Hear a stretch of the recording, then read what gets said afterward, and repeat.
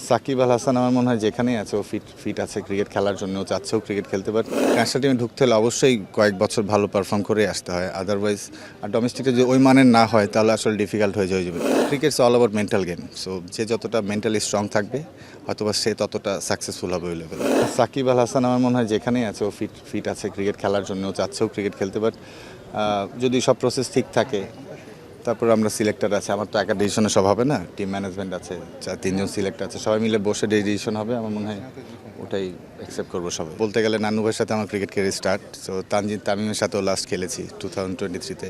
So আমি আসলে ups and down মোটামুটি ক্রিকেটটা গ্রো করেছে সবই দেখেছি কাছ থেকে। সো খুব কাছ থেকে দেখেছি। সো আমার জন্য মনে হয় I know every players. So একটু হলেও আমাকে বুস্ট আপ করবে। আর দ্বিতীয়ত আমি এজ লেভেলে যেহেতু কাজ করে আসছি, সো এই কাজটাই করতাম যদিও এজ লেভেল ছিল। সো এটা তো আমাকে অনেকটা বুস্ট আপ করবে ইন আ সেন্স যে আমি কতটুকু ডেডিকেটেড ছিলাম এই কাজটাতে। সো এই থ্রুতে আসলে আমার এখানে অ্যাপ্লাই করা, যে আমি একটু কনফিডেন্ট ছিলাম now I can do that. ওই লেভেলটা ডোমেস্টিকের মধ্যে একটা বড় একটা গ্যাপ আছে, মানে আই মিন স্ট্যান্ডার্ড অনেক চেঞ্জ। সো ডোমেস্টিক থেকে ন্যাশনাল টিমে ঢুকতে হলে অবশ্যই কয়েক বছর ভালো পারফর্ম করে আসতে হয়। আদারওয়াইজ আর ডোমেস্টিকে যদি ওই মানের না হয় তাহলে আসলে ডিফিকাল্ট হয়ে যাবে। এই দিক থেকে চিন্তা করলে আমাদের মেন্টালি অনেক স্ট্রং হতে হবে।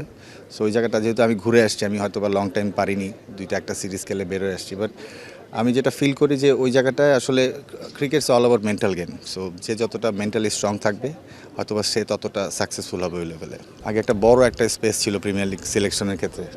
সো এই জিনিসটা ঠিক মতো না হলে আসলে ডিফিকাল্ট।